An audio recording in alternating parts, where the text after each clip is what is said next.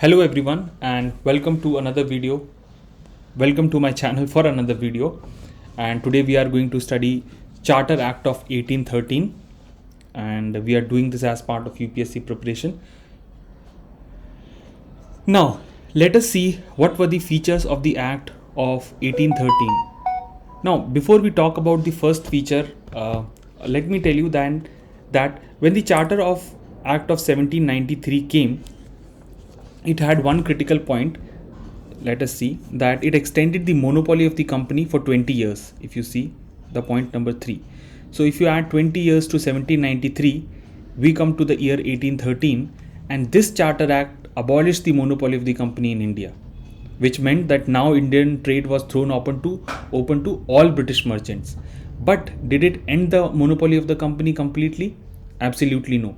The monopoly continued in case of trade in tea and trade with China.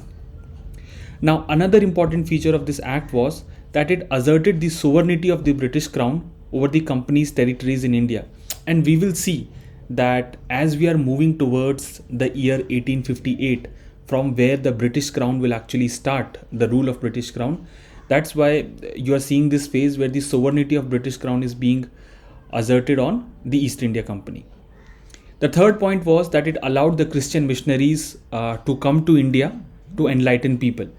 And in subsequent videos, we will know more in detail why it happened. Another important aspect of this act was that it provided for the spread of Western education among the inhabitants of British territories in India. So wherever Britishers had their territories in India, they allowed the spread of Western education.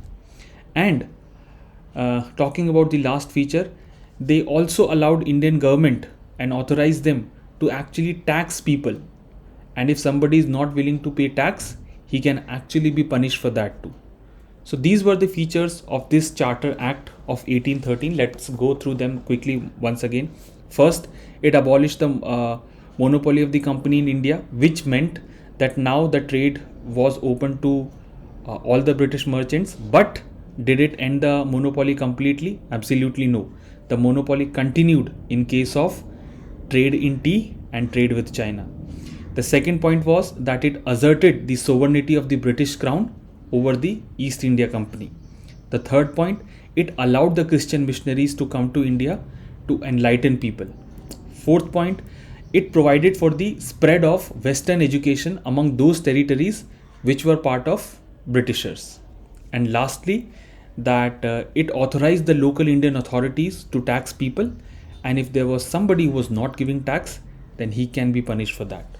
So that's it for this video. We will meet in next video where we will talk about the Charter Act of 1833, which came 20 years after this. So if you see, there are 3 Charter Acts, and if you have problem in remembering the acts, remember the first Charter Act came in 1793.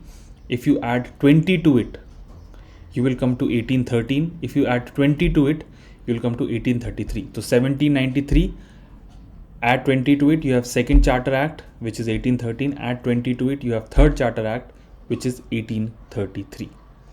So this is Gaurav Singh signing off. We'll meet in the next video.